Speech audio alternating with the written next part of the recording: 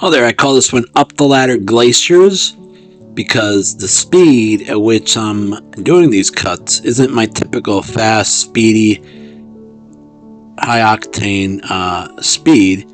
It's more slow and deliberate.